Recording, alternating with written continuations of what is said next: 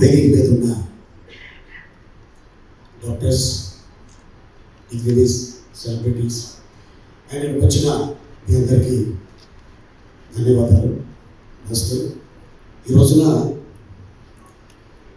కేరళలో ఓనం వాళ్ళ పండుగ. ప్రపంచంలో ఉన్న ముస్లిమ్స్ అందరికీ మిలాద్ నబీ.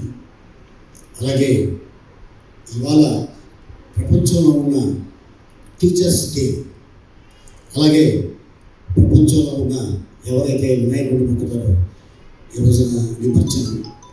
ఈ 4 పండుగల మధ్యన ఇంకో పండుగ గ్లోబల్ గ్రేస్ క్యాన్సర్. అంటే ఇది పండుగ ఎందుకు చెప్పారంటే, ఇందాక ఒక లేడీస్ వచ్చి క్యాన్సర్తో ఫైట్ చేసి గెలిచేవాళ్ళు కదా.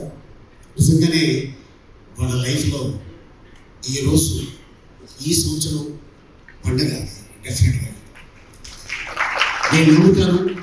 ఎందుకంటే భగవంతుడికి ఒకటే తెలుసు, మనల్ని పుట్టించడం తల్లిదండ్రులు, మనల్ని కంటాం.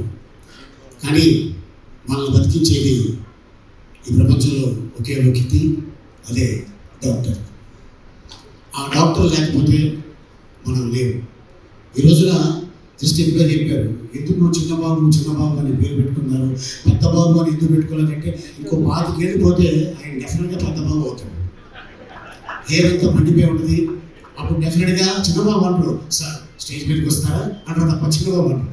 ఎందుకంటే ఆయన ఎక్స్పీరియన్స్ ఈ రోజున ఇంతమందిని గ్యాదర్ చేయడం ఈ వేదిక మీద ఇది మామూలు విషయం కాదు.